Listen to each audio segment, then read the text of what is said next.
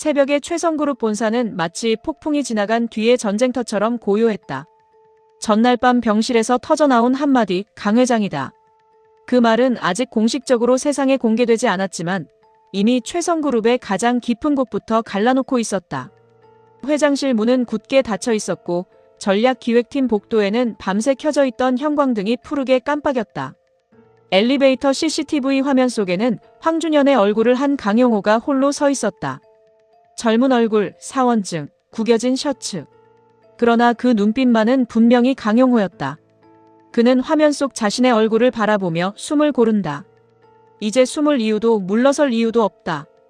그 순간 엘리베이터 문이 열리고 그 앞에는 강방글이 서 있었다. 밤새 울었는지 눈가가 붉었지만 그녀는 물러서지 않았다. 정말이에요? 강용호는 대답하지 못한다. 방글의 목소리가 떨린다. 정말 아버지예요? 긴 정적. 카메라는 두 사람 사이의 좁은 틈을 천천히 훑고 차가운 엘리베이터 조명 아래 강용호의 눈빛이 무너진다.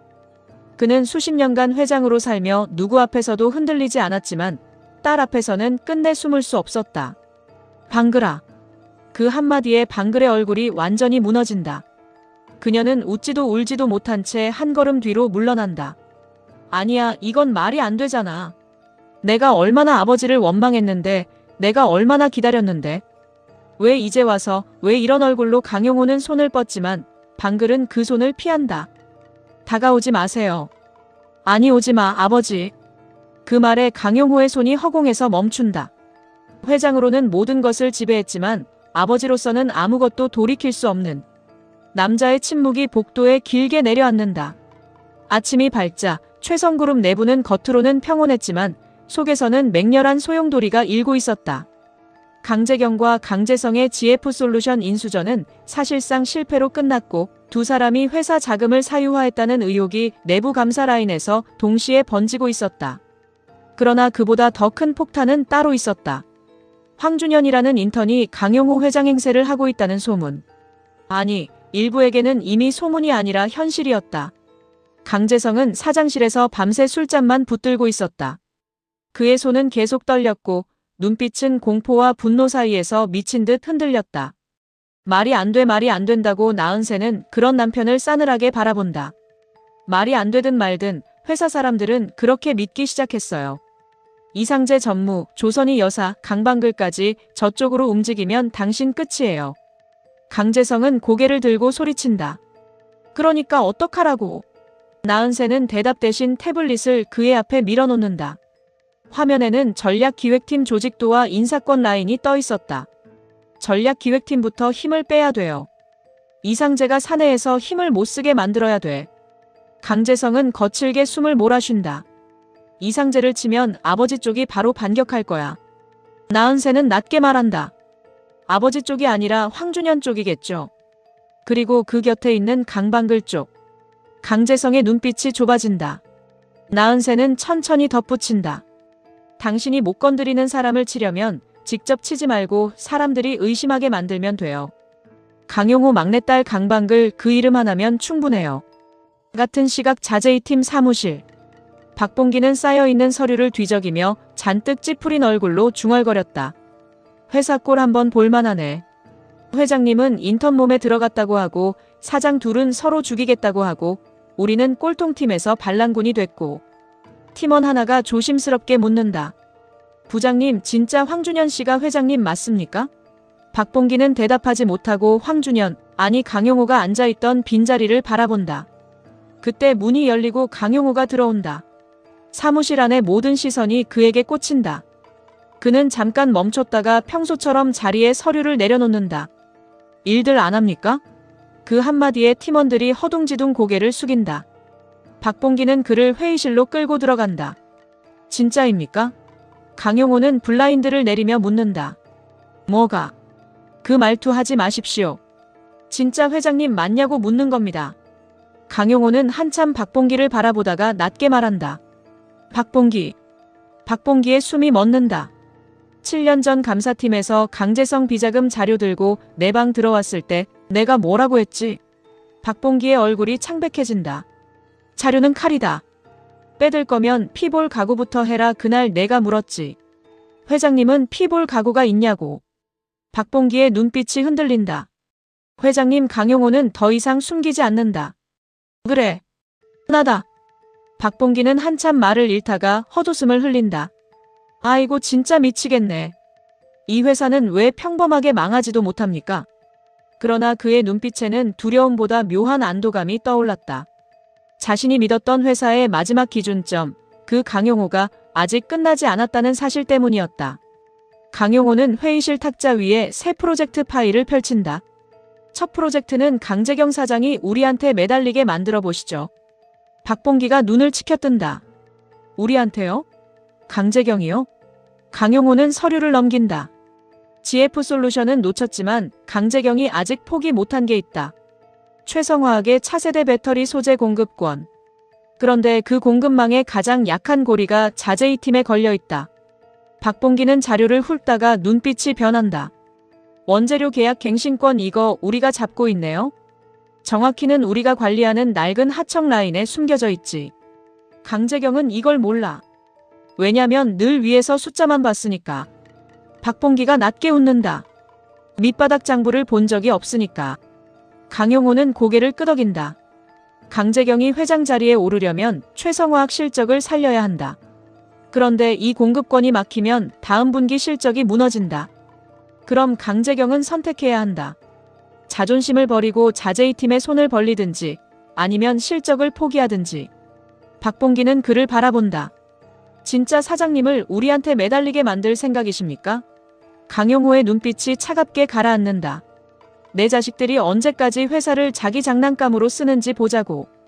그러나 강재경은 이미 다른 칼을 빼들고 있었다. 최성화학 사장실, 그녀는 창가에 서서 비서실장이 가져온 보고서를 읽고 있었다. 보고서 제목은 강방글 인턴 채용 과정 및 신분 검토. 강재경의 입술 끝이 비틀린다. 강용호 막내딸 강방글, 그녀의 목소리에는 오랜 질투와 원망이 묻어 있었다. 방글은 아버지가 외면한 딸처럼 보였지만 사실 강재경에게는 가장 거슬리는 존재였다. 자신과 재성이 평생 회장 자리를 놓고 피 터지게 싸우는 동안 방글은 그 싸움 밖에서 자랐다. 그래서 더 위험했다. 때 묻지 않았고 그래서 사람들에게 새 카드처럼 보일 수 있었다. 민석도는 조심스럽게 말한다. 방글이는 아직 공식 직책도 낮고 지분도 크지 않습니다. 너무 의식할 필요 몰라서 그래. 강재경이 날카롭게 끊는다. 지분이 아니라 상징이야. 아버지가 숨겨둔 딸. 미국에서 돌아온 막내. 그리고 지금 황준현 옆에 붙어있는 사람. 이사회가 우리 둘을 못 믿게 되면 방글이를 대안으로 세울 수 있어. 민석도는 침묵한다. 강재경은 보고서를 구기듯 쥔다. 내가 어떻게 여기까지 왔는데 그 애 하나 때문에 밀릴 순 없어. 그녀의 눈빛이 차갑게 식는다. 방글이부터 흔들어. 방글은 회사 옥상에서 홀로 서 있었다. 도시 위로 낮은 구름이 깔리고 바람은 날카롭게 얼굴을 스쳤다. 그녀는 아버지가 황준현의 몸으로 돌아왔다는 사실을 받아들일 수 없었다. 아니, 받아들이고 싶지 않았다. 어린 시절 자신을 미국으로 보낸 아버지. 생일에도 오지 않았던 아버지.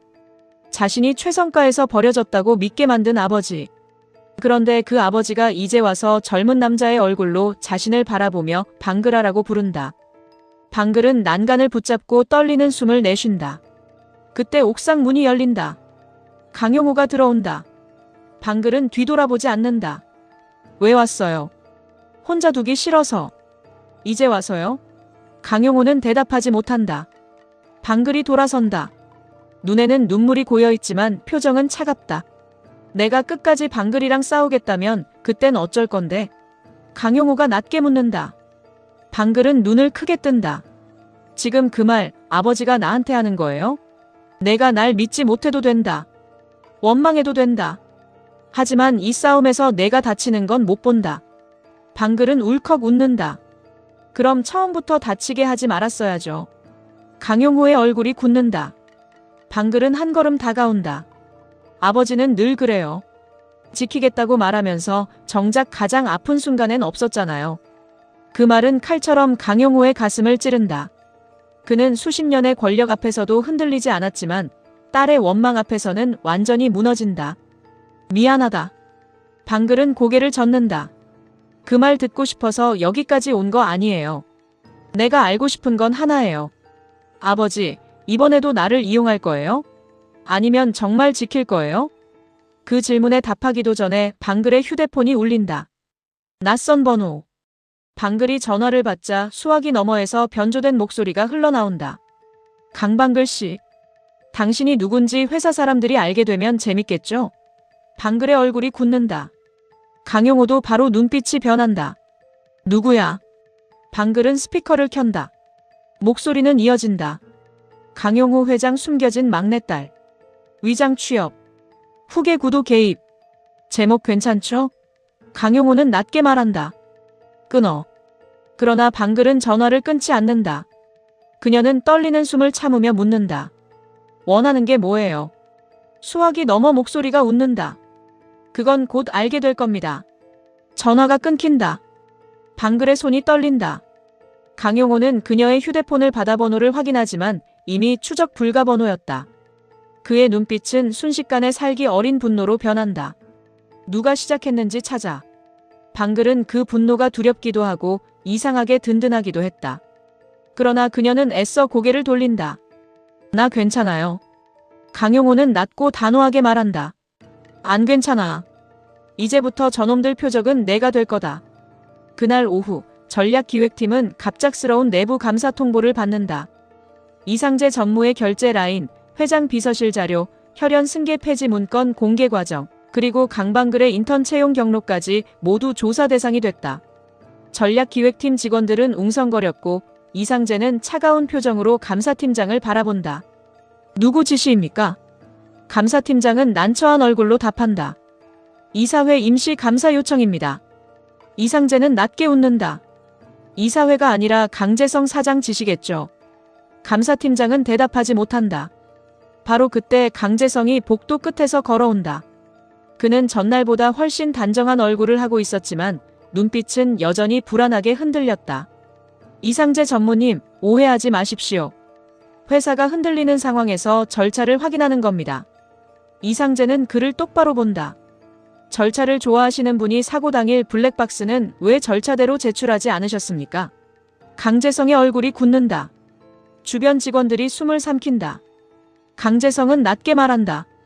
말씀이 지나치십니다. 이상재는 한 걸음 다가선다. 회장님께서 깨어나시면 제일 먼저 물으실 겁니다. 내가 회사를 지켰느냐 아니면 내 죄를 덮느라 회사를 팔았느냐. 강재성은 이를 악문다.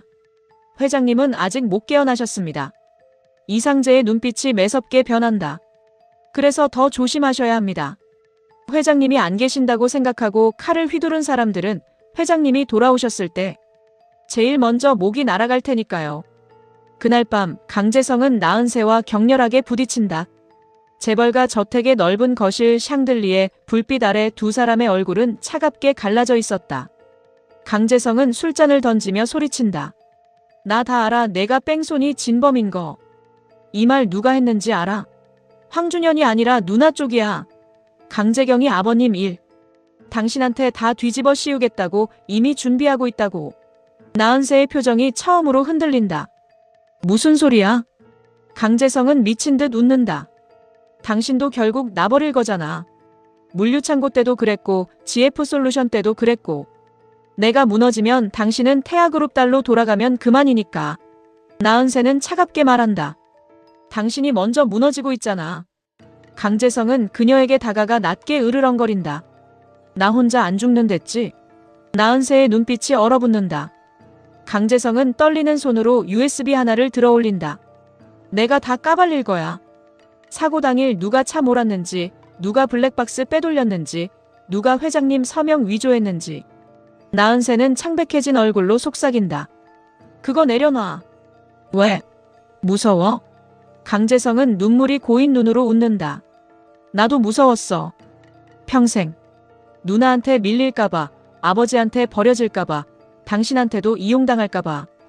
근데 이제 알아. 어차피 다 날 버릴 거면 그의 목소리가 갈라진다. 나도 다 같이 끌고 내려갈 거야. 그 시각 강재경은 더 위험한 손을 잡으려 하고 있었다.